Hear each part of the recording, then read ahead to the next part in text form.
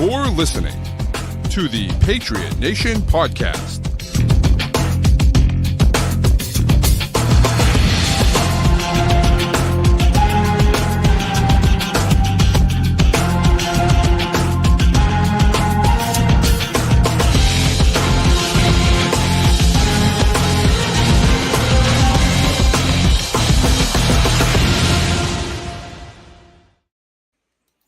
Hello and welcome to the Pats Nation Network. It's just me, Matt St. Jean, tonight. No Pat Lane. He's on the road. So I will be the one taking you through this one. As a reminder, before we get into it, we are on the CLNS Media Network here. Please go check out the work of everybody else here. It's a great network. Go subscribe. Go follow everybody else. It's all great people. It's all great stuff. And, make sure you're following all the content here. And you're going to want to stay locked in because the New England Patriots have won again. That's right, 7 straight wins for the Patriots after a 1-2 start. And they take this one in Tampa, a road win to move to 5-0 on the road this year and to sweep the NFC South. Tremendous victory. So important for the Patriots with where they are this season, where they are in the schedule. I'm just going to, I think, run through this thing from top to bottom. I think that's going to be the best way to go through this, to break it down and hit everything. I think we just get into this one. Patriots win 28-23 on the road. This is a game where that you're banged up, Tampa's banged up. Both of these teams at the top of their respective divisions. So important for one team to find a way to grit out a win. And this game opens the way too many Patriots games have done this season. And that's with a remarkably easy touchdown drive for the opposing team. Buccaneers go 65 yards in just 6 plays to start this one off with a touchdown. A couple of big plays on that one. Both of them to Emeka Egbuka, 24-yard completion on the second play of the game. That gets the Buccaneers into New England territory, borderline field goal range right away. And then, Patriots get them into a 3rd and 1. Buccaneers get a 7-yard run out of it. That gets them right outside the red zone. And they take it in, 21-yard pass on the next play to Egbuka on a coverage bust. So this is very much more of the same for the Patriots. This has been an issue for them. Opening games, 10 games, 5 opposing opening touchdown drives. Definitely an area of weakness for this team right now, an area of concern, an area where they have to get better. And it's the high red zone coverage busts. This has been a theme. We saw it last week, where Atlanta got a very similar type of thing where you have someone release late into the outside in coverage in the high red zone against the Patriots, pretty good odds they're just not going to cover them. This happened with the Browns, with Harold Fanon lining up at fullback, releasing late, scoring a touchdown against them early in that one. So something that has to be cleaned up. And, you start this one right away, you're on the road, you're down immediately. Not where you want to be. And doesn't get a whole lot better with that next possession. Patriots are able to move the chains, although it does require a 4th down conversion on the first set of downs for your offense after you pick up 9 yards on the first play of the game and then 0 yards on consecutive runs. That's Terrell Jennings, and then a QB sneak that goes nowhere before Kyrus Tonga, fullback extraordinaire, comes in, and the Patriots are able to just get that with Terrell Jennings, but then May throws 3 times to Matt Collins, misses the mark all 3 times, and you're punting.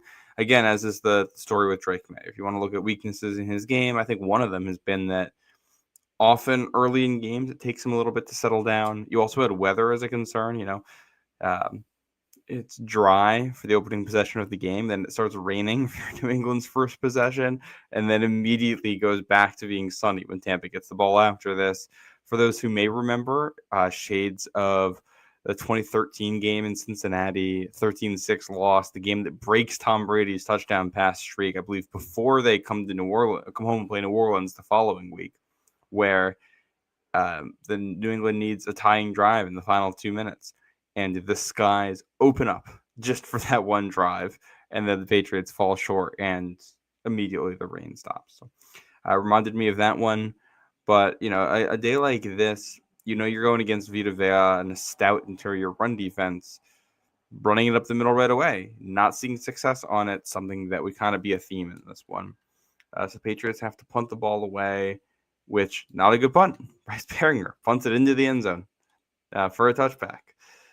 Fortunately, defense able to do enough on the next one.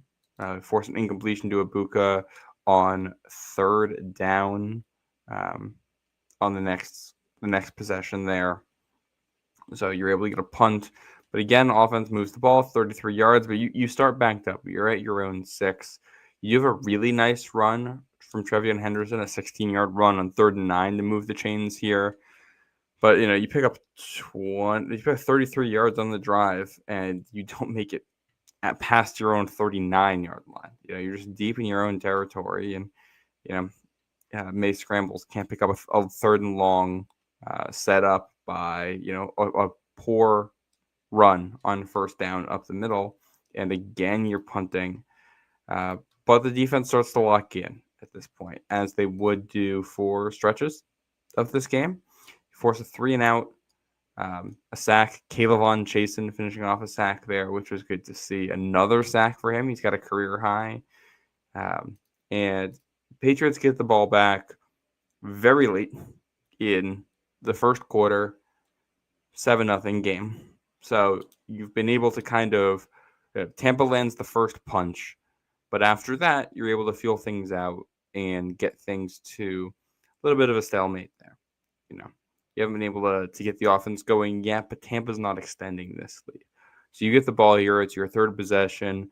This is a big, all right, we got to giddy up and go possession. You need points out of this one. You got to find a way because your defense is doing enough for you now. You got to play some complementary football and get on the board. What happens? First play action, May under pressure, getting hit, and he finds Kyle Williams. First NFL touchdown for Kyle Williams, 72 yards. Just takes a crosser and absolutely houses it. I'm going to talk about this throw in a second, but this is what Kyle Williams can do for your offense. For those who've been listening for a while, one of my player comparisons for him back in the spring was like a discount Jameson Williams. He doesn't have that same pedigree. Williams played at Alabama, first-round pick talent, like a guy who everyone knew could be a game breaker. Kyle Williams, 5-year college guy coming out of Washington State, drafted in the 3rd round. Not that same pedigree, but he does have that game-breaking speed. If you get him the ball in space, he can take anything to the house, and he does that here. You got this route. They call them runaways, a crossing route where you're just running away from a defender in man coverage. He gets a one-on-one, and the throw gets him in stride. And once it's in stride, it's him and really whatever safety is down the field. Because on a play like that, Tampa's kind of blitzing on it. So not a lot of players deep in the coverage there. Once he's got the ball, there's already not many guys to beat. And with his speed, nothing. I think it's Tyke Smith trying to chase him down. Not a whole lot that Tyke Smith can do at that point. He outruns everyone. And I believe he hit they have 3 long touchdowns on the day, over 21 miles per hour on all of them. And I believe this is the one where he hits over 22 miles per hour. And I believe it's the fastest touchdown by any rookie on the season. So this is what he can do for your offense. And it ends up being the only catch of the day for Kyle Williams, but it is a highly impactful one. And again, that's, I think, the kind of guy he is. He isn't someone who I think is going to regularly put up, 8 catch games, but he's someone who can, make 2-3 catches in an afternoon, or in this case, just 1, and have a huge impact on the outcome of the game. And then the throw, first of all, May under pressure, reading this play out correctly. This is the guy you want to throw to. This is the open target. He gets there on time, gets his feet set, and makes a throw under pressure while getting hit and finishes it. But then the layering of it, Kyle Williams is NFL open, but he's not wide open. And he has to kind of layer this throw in past the defender.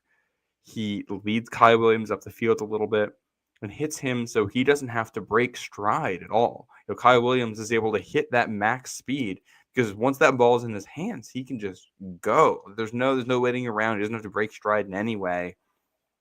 And that's, a literal perfect throw for that scenario. It doesn't get better. That's teach tape. So fantastic stuff. And just like that, you cap the first quarter, tying up that game. Andy Borgales kicks the extra point, and you got a ball game. And we get into the second quarter here. Again, the defense starts to lock in. You force another 3-and-out here. Sean Tucker run for no gain. Baker Mayfield with a completion. But then, another incompletion to Ibuka, where, Christian Gonzalez doing a great job in man coverage on Ibuka today. So, all right, you're able to get another 3-and-out. You got a chance to extend this lead. Not quite able to take advantage of it there. And I will say, back-to-back 3-and-outs by the defense. Both times, Patriots get penalized for holding. I believe it's holding both times on the return afterwards. Yeah. Charles Woods on one and Brendan Schooler on the other. So hurting your own field position there after the defense makes plays. You don't love that. And then immediately Patriots get one first down, defensive pass interference penalty, I believe it was. Yeah, on Benjamin Morrison, but more incompletions for May, and you have to punt the ball away.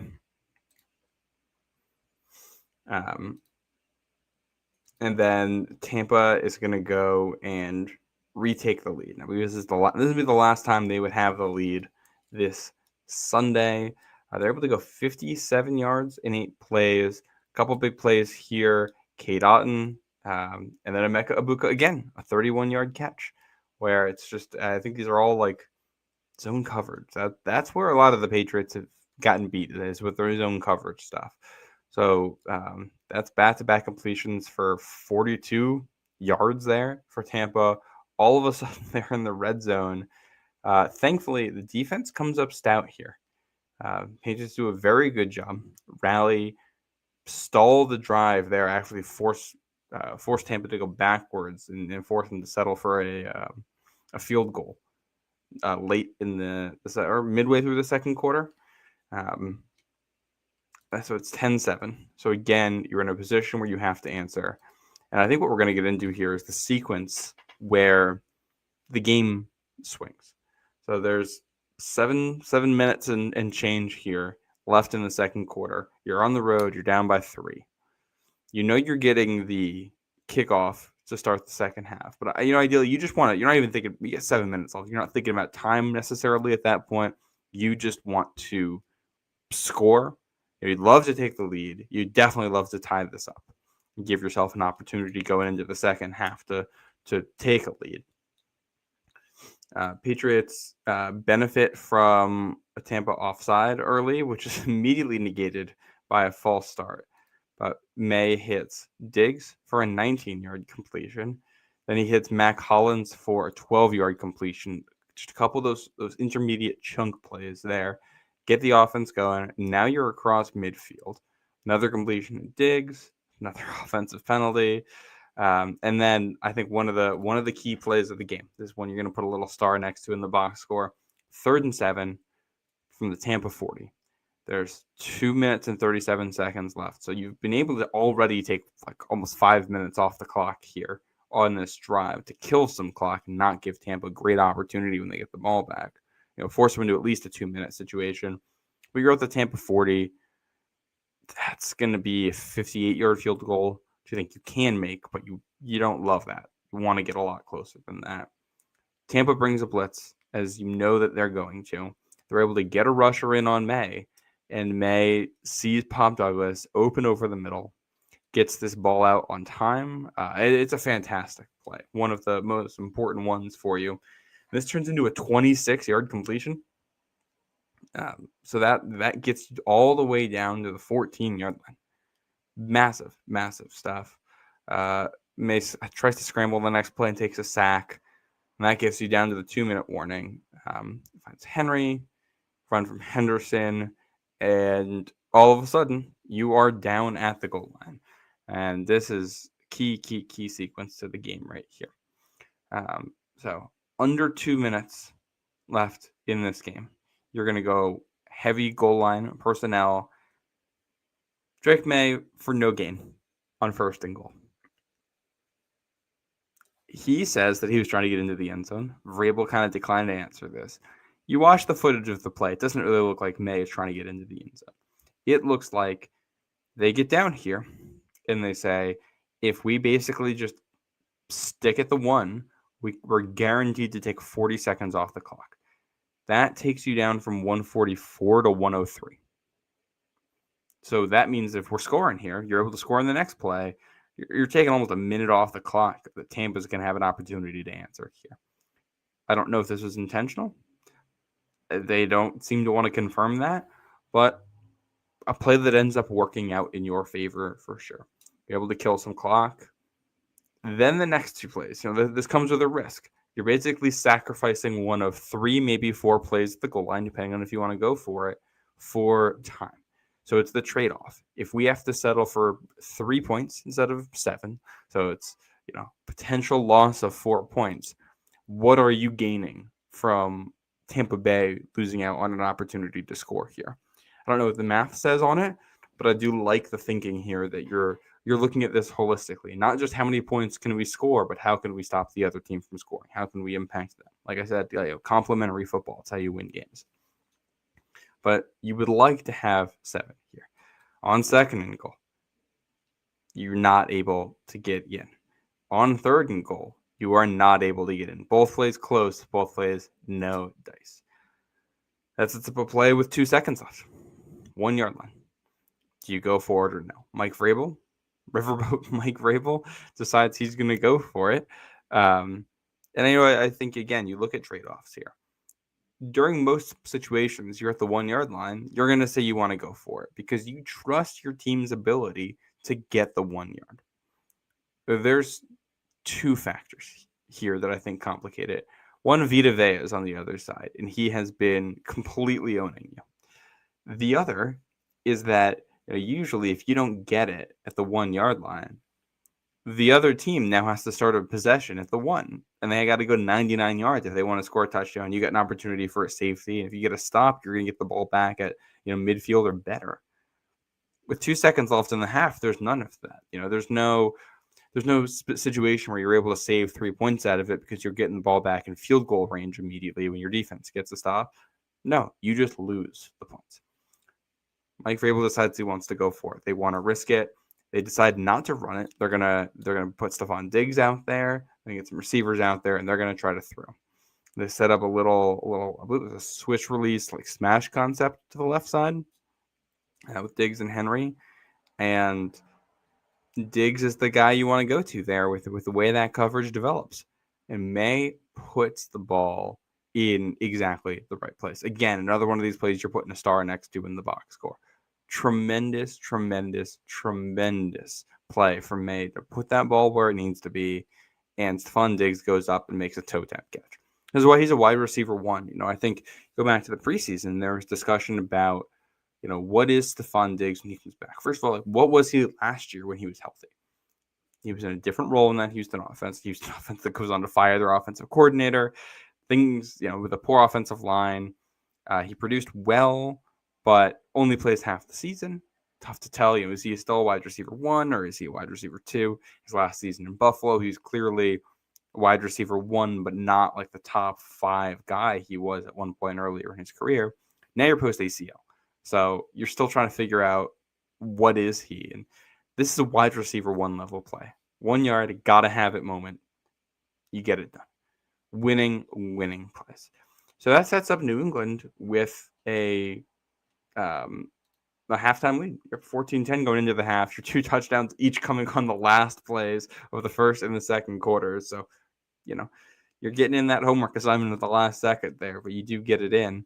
You're able to take a 14-10 lead into the half. A half where I think for stretches you could argue you get outplayed. You have one really good drive and one play, a one-play touchdown drive. And you're able to take a lead into the half.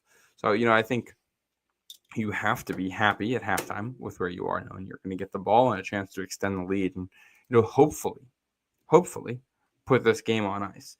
So Gerton in the chat saying that Drake said he was trying to score on the first down QB sneak, but Vita Vea was right in front of him.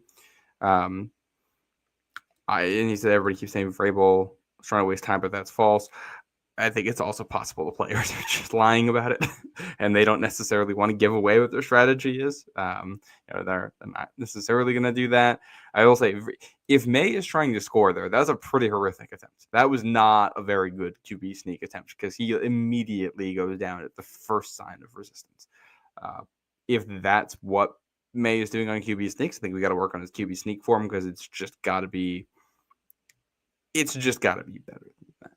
And we're going to get into the second half here, a game that really comes down to the wire in just a second. But we are going to have a quick word from our from our sponsor, and that is going to be Prize Picks. This episode is brought to you by Prize Picks. The hard-hitting football action is even better with Prize Picks. The weather might be changing, but the feeling of being right never gets old. So keep the season rolling on Prize Picks by getting $50 instantly in lineups when you play your first $5. I know Pat has been playing this all season. I don't remember what his picks were this week, so I'll have to look that up after. We'll have him on the Tuesday show, and he can recap there for you. But yeah, always fun to put some picks in each week for the NFL. And Prize Picks is simple to play. Just pick more or less on at least 2 player stats. If you get your picks right, you cash in.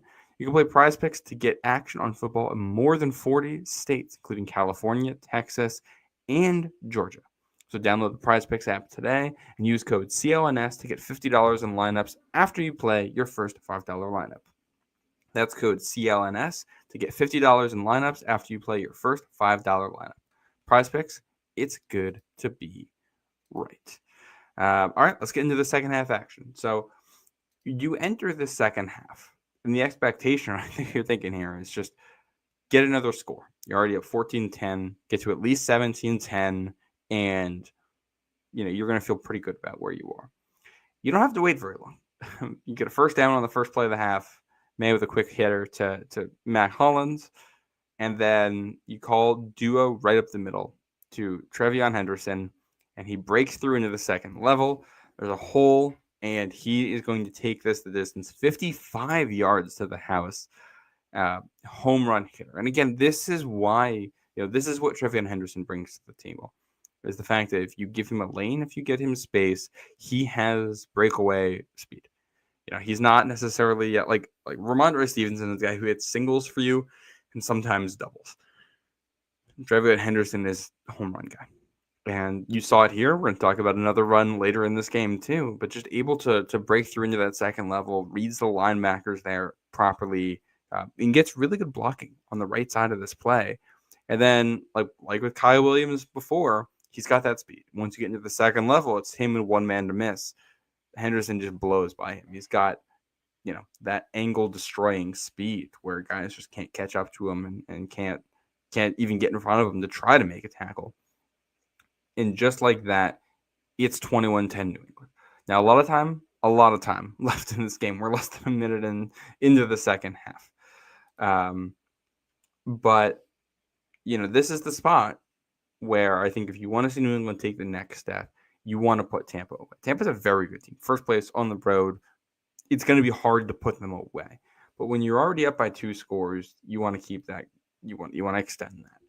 The defense does their part early. You're able to, force a pretty quick punt here. Get them into a 3rd and 10 and get a stop there early on this one. Marcus Jones actually muffs the punt after this, but falls on it. So you're able to avoid an issue there. And you get the ball back 2.5 minutes later. So it's a real opportunity here to extend to this. And I think this is where things got a little bit too conservative for my liking. So, obviously you have that long Trevion Henderson run. You try to lean into that. First down after this. Henderson up the middle. 2 yards. 2nd and 8. Henderson to the right side. 1 yard. This ended up not, this wasn't necessarily a repeatable thing for them. So you're in a 3rd and 7 immediately. Hunter Henry can't really create the separation from Servassier Dennis you're hoping for. Punt to 3 and out, takes a minute and a half off the clock. You're trying to kill clock here. You're trying to score more points. You're trying to pick up yards. 3 plays, 3 yards, 90 seconds is not going to do it for you. And that's where you start to lose control of this game because Tampa's going to take advantage. You're able to pin them back at their own 8, and they go 92 yards for a touchdown in 11 plays here. And, in some cases, they run for a loss on the first play of this. So they end up back at their own 6, 2nd and 12, and they turn this into a touchdown drive. And it was just, Cade Otton was an issue for them. Cade Otton shakes Jack Gibbons in coverage for an 11-yard completion there. Then Rachaad White takes it to the right side after that on a play where Christian Barmore gets hurt to pick up a 3rd and 1. Barmore does end up Christian in the chat was asking, is Barmore okay? He does end up coming back into the game after that. So, we don't know long-term projection there. I don't know if they're going to need to rest him this week at all, but he does return to the game, which is obviously a great sign. Another 11-yard completion. You get 4 chunk plays in a row after that. 11-yard completion to Ibuka, a 12-yard run by Sean Tucker, a 13-yard completion to Cade Otton, and then an 11-yard run by Johnson. And that's just like that. You can't be giving up that many chunk plays in a row because in a drive where they're starting at, your own 8-yard line, all of a sudden they're in the red zone. The Johnson run gets them down all the way to New England's 10-yard line. It just can't happen that quickly. Defense has to be better than that. And it's not, not a terrible day for the defense, but that's Cameron Johnson's one run of the day, and he's able to get. Oh yeah, that's the jet sweep. Yeah, those outside runs have been a bit of an issue for them on the jet sweep. Some of that misdirection, and that comes up there. So the next thing you know, Tampa's in the red zone. You are able to force a couple incompletions and get to a 3rd and goal from the 10, which is a spot you want to be in. But Tez Johnson able to make a great play, catches a touchdown pass on 3rd and goal. You do stop the Emeka Ibuka end around for the 2-point conversion, so you're able to keep them, more than a field goal away. You know that they're going to need a touchdown after that. But, not the kind of performance you're looking for from your defense in that situation. And that takes it down. That drive does take up almost 6 minutes. So it takes a big chunk out of that 3rd quarter. Now you're getting the ball back. It's down to a 1-score game again. You just went 3 and out. You'd really like to add more points here. You got a 15-yard completion on 3rd and 7 to Mac Hollins. Another one of these. Mac Hollins, rock solid for you today. Rock solid for you today. And then on 3rd and 10, after that, May's able to scramble. This is a play he kind of gets hit going out of bounds. This isn't the one where he gets hit hard going out of bounds. Trevin Henderson gets banged up on this one. And Terrell Jennings had gotten hurt and ruled out for you earlier in this game. So all of a sudden, it's 4th and 5. You're at midfield. You're at the Tampa 42. And just outside of field goal range, 4th and 5. Good spot to go for it. But you go 5 wide here, and Dearness Johnson is split out wide for you at running back because he's the only healthy running back at this point because Henderson just got banged up on the play before, which is not really the spot you want to be in. That's a spot where I think everyone knows Drake May is probably not throwing him the football. So, and he's spread out wide. I don't know how much that's doing for you. And they end up drawing up something for, I think separate concepts left and right side of the field. It's Henry and Johnson on the left side with Henry, I think, running a quick out route. And you've got Diggs running a slant on the right side. Diggs wins off the line of scrimmage, but Levante David kind of drops into that hole, and May can't. You think about first window throws. So the first window on this would be throwing to Diggs right when he comes out of his break on the slant. The second window is after he clears that linebacker. By the time he clears that linebacker, May goes over there. The corner has managed to catch up, close that ground. That Zion McCollum, who's an athletic, lengthy corner, and he's able to break that up. So you get a turnover on downs on a drive where you're able to get into Tampa territory. 23 yards on that possession. And I do think that May has Henry open on the other side of the field. Not sure what exactly pre-snap leads you from going from one side to the other, why he's looking at Diggs and not Henry in that spot. But you're not able to get it done. So another drive with no points as you head into the fourth quarter here. That's the last time the Patriots see the ball in the third quarter. Tampa on their next possession were able to move the chains, but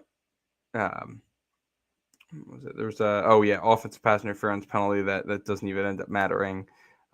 Kate Otten gets stopped short on. Kate Otten gets stopped short on the 3rd and 12.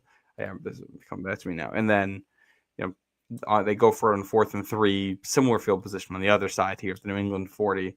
They convert it, but a very, very obvious and violent offensive pass interference penalty on a pick play over the middle where Mabu gets hammered and injured during the play. So that gets called back, and they have to punt, and Riley Dixon kicks it into the end zone. So really good job for the defense to hold there. Although I will say that the play on 3rd down, you're able to stop Kate Otten short of the sticks. But in that situation, when you're in no man's land there, a spot where a team is likely to go for it on 4th down, giving up 9 yards on 3rd and 12 is not optimal. You want to limit that. You don't want them to get within 5 or 6 yards where they might go for it and keep the ball. I think ideally you'd like to just get a better stop on 3rd down, force them to punt that ball early, and not even give them an opportunity to go for it on 4th. But the defense does get it done. And then immediately, Trevor Henderson back in the game, and you go 3-and-out on the next possession. Again, still 1-score lead, chance to extend this game in the second half. Dump off to Henderson on the first play, run for -2 yards on the second. So you're in 3rd and 9. You keep ending up in these 3rd and longs in the second half. Mac Hollins catches it a couple inches short of the sticks. Forward progress deemed just short. And, it's 4th and half a yard, but you're at your own 29-yard line. You just can't. Yeah, I'd love to go for it, but that's a really tough ask. You have to punt again, 3-and-out. Thankfully, you're able to get a sack. Elijah Ponder, another big play in this game. Tampa down by 5, 2nd and 4th, their own 30. Elijah Ponder gets the pressure and then cleans up the sack. Force Mayfield down, which we said was going to be a key to this one. You can't just pressure Mayfield. You got to get him to the ground. Patriots do get 2 sacks in this one. And this Ponder one is huge. They call a screen, wide receiver screen on 3rd down. Christian Gonzalez with a fantastic tackle on Sterling Shepard to totally blow it up. And the defense is forced to 3-and-out. So now the defense has gotten a couple stops for you. And we get into kind of the final, the game deciding sequence here. There's 8 minutes left. So you're trying to score. You'd also love to run a little clock. Patriots again leaning into the running game on 1st down. -4 yards. So it's 2nd and 14 immediately. And you are not in a position where you can run clock now. May throws an incompletion, chucks this one down the field to no one. I think Vita Vea gets the pressure here. And then it's 3rd and 14, 7:27 left in the game. Gotta have it moment, and oh boy, does Drake May have it. This is a moment that if things go differently after, I think is probably the play of the game. Drake May, 9-8-9 concept, so outside receivers running vertical, slot receiver running a post. Mac Hollins gets a one-on-one with Zion McCollum, and Drake May throws it over everybody. This one goes at least like 55, maybe 60 yards in the air on a string to Mac Hollins.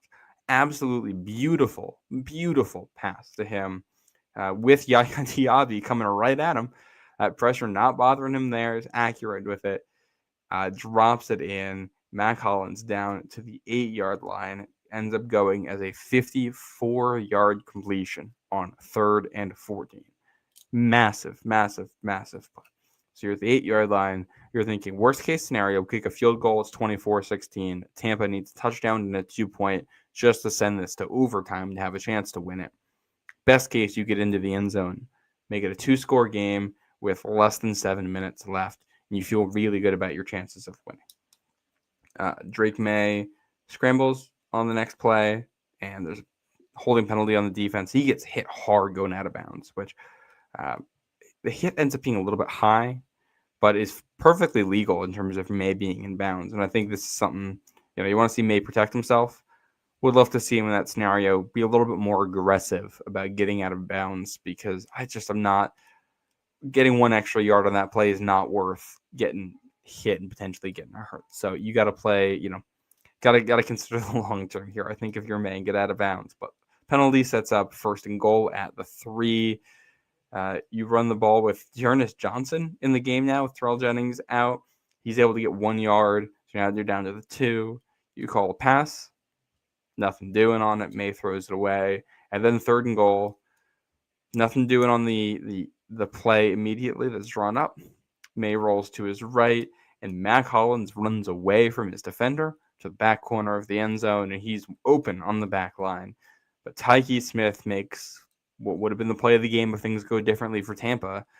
He falls off of Hunter Henry in coverage, recognizes where May is looking and that Mac Hollins is open. He's able to undercut it and make a fingertip interception on the Drake May pass here. And I think, May throws this ball perfectly, and there's no reason for Tyke Smith to be there. Perfectly understandable how May ends up in this spot. Just needs to double check that guy's there and can make a play on the ball. You can't turn it over here. With how valuable a field goal is to you in this spot, you just can't afford. You can't afford the turnover. So bad play by May. You live with it with the other stuff he brings to the table for you, but really, a moment where the game turns on its head. You feel like you basically got it in the bag at that point with less than 6 minutes to go, and instead now Tampa gets it at their own 20. That ball their own 20. The ball comes out to the 20 on the touchback. Instead of being at the 2. It's not even like you're going for it on 4th down and not getting it in that spot. So really, really a worst case scenario there. And this is a Tampa team that has been so good in crunch time, has won so many 1-score games this year. This is the concerning situation, especially after last week where Atlanta's able to drive down the field late and score a touchdown. They missed an extra point, so the game ends up working out for you. But Tampa doesn't need an extra point to take the lead on you, and the Buccaneers start moving the ball right away. 5-yard run by Rachaad White, 6-yard pass to Rachaad White, another pass for Rachaad White. And then 2nd and 9, a 16-yarder to Cade Otton. Did not have an answer for Cade Otton all day today. 18-yard run by Sean Tucker, who became the first running back to go over 50 yards against you. I did not have that on my bingo card. He ends up with 53 on the day. So 18-yard run by him. Tampa's now down to the 34-yard line. 1st and 10, 2:26 to go. A 7-yard pass on 2nd down after an incompletion on 1st. Gets you to the 2-minute warning. So you've got a 3rd and 3 from the New England 27 with 2 minutes left. One of the plays of the day here. Another star next to this one. Cade Otton manages to separate himself again. Baker Mayfield's looking for him, throws it right to him. Christian Gonzalez and Craig Woodson create a car accident on the spot and to just crunch him. Ball comes out. It's actually nearly intercepted by Robert Spillane. Massive hit. Craig Woodson here reads this perfectly, drives on the pass, and hits him very, very, very hard to knock this ball out. So you want a playmaker at safety. Craig Woodson, rookie, coming up for you at a pivotal time in this one. Instead of moving the chains, now it's 4th down. And then strange play here. Somehow not a sack. Patriots bring a blitz on 4th and 3. Everyone gets home. Baker Mayfield, not called in the grass for some reason, does get the ball away on a dump off to Rachaad White, who was not really ready for it. Jalen Hawkins drives on this, sees the play still alive, brings him down for a 3-yard loss, and it is a turnover on downs. So you give up yards, you give up 50 yards on that drive, but you don't give up the touchdown, bending but not breaking there. And then under 2 minutes left, Tampa has all 3 timeouts remaining. So you're going to have to get at least 1 first down here to try to end this game, put this game on ice up 21-16. Patriots go heavy personnel. It gets just 1 yard on the first play. And this is where you start to get real worried because they're outside of this one run at the end of the start of the second half. Running game hasn't done anything for you today. And now you're again going to these heavy sets, running the ball, trying to ice out this game. But 2nd and 9, Trevion Henderson to the left side, running behind Kyrus Tonga and Austin Hooper and Will Campbell on that side. It doesn't seem like it's blocked initially, but Henderson is able to stay up, stay on his feet through a little bit of contact, keep his legs churning, breaks us to the outside, and that's it. Once he's in the space, it is over. He runs into the end zone, checking the Patriots sideline in the process to see if he should run in or if he should go down. They tell him to take it in. He takes it in. And Borgales tacks on an extra point. Now it's a 28-16 lead with 1 minute and 31 seconds left. They do go prevent defense here, and Tampa does drive down and score a touchdown with 33 seconds left after that to make it 28-23. But, they on the kickoff, it was a pass to Tyler Johnson back of the end zone for that one. It was a good route. Bucks kick, the onside kick. Stephon Diggs put another star on this one. Goes up, gets the onside kick while getting absolutely rocked. He climbs a ladder to make the catch on it. Patriots kneel at once, and that's ball game. So that's the recap of this one. If we want to look at some of the statistical performances or guys we want to shout out, I mean, first Drake May, barely over 50% completion percentage. He throws a pick. He breaks a streak of games with 100 passer rating, but still 2 touchdowns. Still a very good performance as a passer. He leaves some out there, but you're on the road. This is a very well coached Tampa defense, and you're without Kayshon Boutte, and you've got a very weird performance. Boomer bust performance from the running game. So, a lot was put on May's shoulders in this one, and 270 yards passing from him is a strong outing, above average outing against this Tampa defense. So, if these were the bad Drake May games look like, then I think between this week and last week, I think we'll take that. Nikhil said that right off the bat in the show. Nikhil says Drake May's bad game was 270 yards with a 2-to-1 touchdown to interception ratio. Yeah, if that's what your bad games look like, I think you're pretty okay with that. On the ups list here, I mean, Trevion Henderson, 14 carries, 147 yards. Electric performance. Electric. This is why you draft him. This is the kind of performance you're expecting out of him. 2 touchdowns, the 69-yarder to ice it. Great stuff. A couple other performances to highlight here. Mac Hollins, over 100 yards receiving, 6 for 106, no touchdowns, but he kind of featured as almost like that tight end role today. It's just the big body possession receiver that Drake could throw to. Plus, you see the speed on the deep throw. Kyle Williams, only 1 catch. He makes it count, 72-yard touchdown. Stephon Diggs deserves huge props for this. 46 yards, second on the team with 5 receptions. And he gets 2 of the most important plays of the day. The 4th down touchdown at the end of the first half and catching the onside kick, which a veteran wide receiver like that, guy who kind of has that diva label on him, going out for the onside kick to make that play for you, selfless, fantastic stuff. This team is fully bought into what Mike Vrabel is doing, when you see stuff like that out there. So awesome stuff. Sacks, Kayvon Chasen and Elijah Ponder with them. Both of those deserve shout outs. Craig Woodson breaking up that pass. He had 2 pass breakups today. So shout out to Craig Woodson there for a very good day. On the downs list, I'm going to put Garrett Bradbury. Vita Vea had 5 pressures today. Defensive tackle. There's a nose tackle. Bradbury, I think, just size mismatch. I didn't expect him to have a good day, and he didn't. I'm going to put... what do you call it? The punter, Bryce Baringer. Putting Baringer's name on the downs list.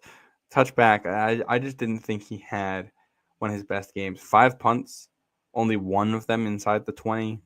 I think he can do better than that. We've seen him do better than that.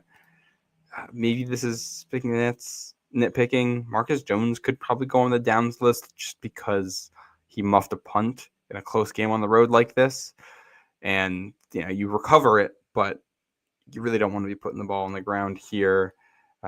Another play, like you've got a really, really good interception from Tyke Smith. The other side of things, Baker Mayfield has a play early where he throws over the middle that Jack Gibbons breaks up and really should have been an interception. Baker had two plays today. That other one to Kate Otten where Craig Woodson knocks it out, pops in the air, and also could have been a pick. So a couple opportunities there to get interceptions that you're not able to finish. But, all in all, really good performance. Touchdown in every quarter. It's not consistent. They finish with, I believe, a 23% success rate running the football. So they really are not able to move the ball consistently. But they got the 2 big touchdown runs out of it. And sometimes that's all you need to have those home run plays. So really good stuff there. Kyle Williams stepping up with Kayshon Boutte out. Hopefully he can continue to turn plays like this into big plays and earn some trust there with Drake May. We do have a question here in the chat from Z Goodell, who asks, thank you for jumping in, by the way. Do you think Henderson should be the lead back going forward? We'll see when Ramondre Stevenson's healthy, but I think what you saw today is that Henderson doesn't necessarily have to be the lead back. He can make an impact with a smaller number of snaps. So I think you want to see him split with Ramondre Stevenson, I think, just to keep both guys fresh. But yeah, I think he's earned a big role on this team. A really good performance from him today, being able to hit those home runs. Stephon Diggs said that in the locker room he was giving Henderson crap for not having one of these so far. Then he comes out and has 2 in the second half. So you love to see that.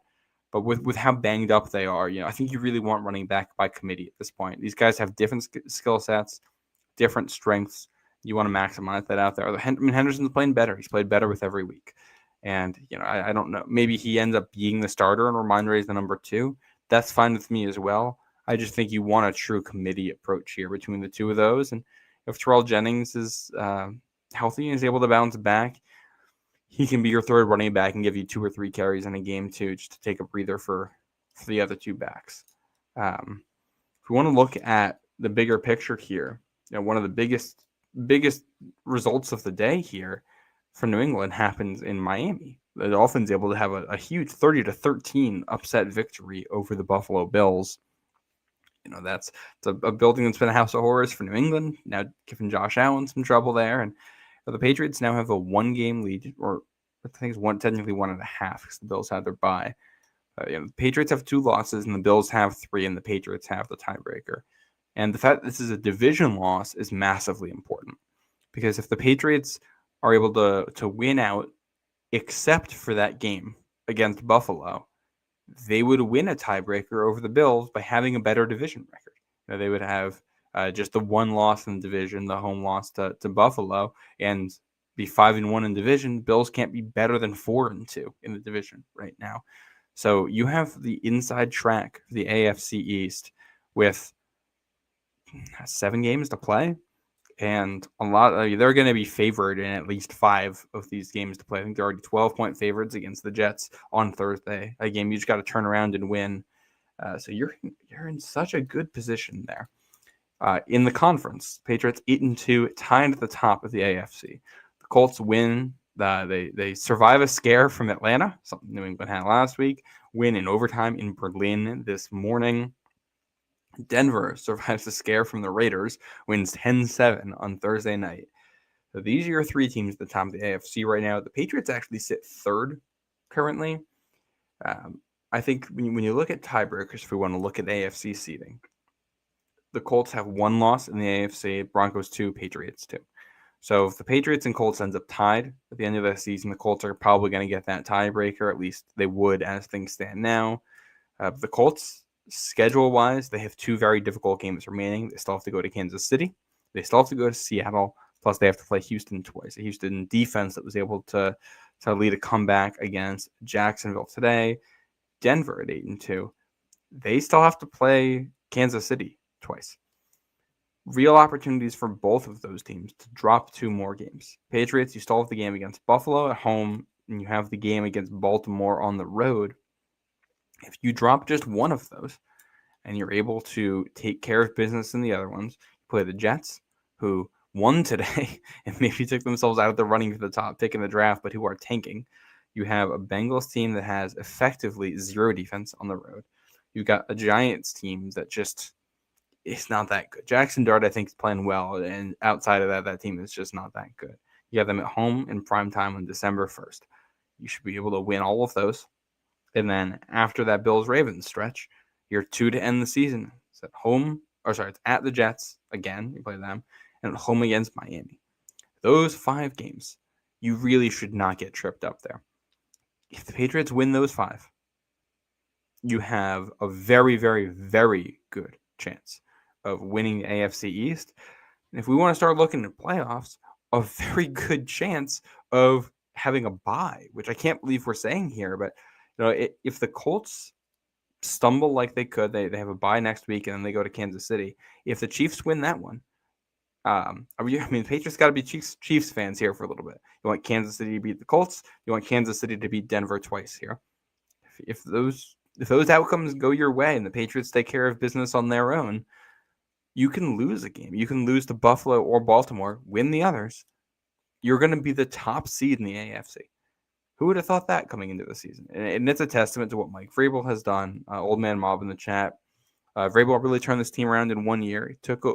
He took over, brought his team, signed players he wanted and drafted.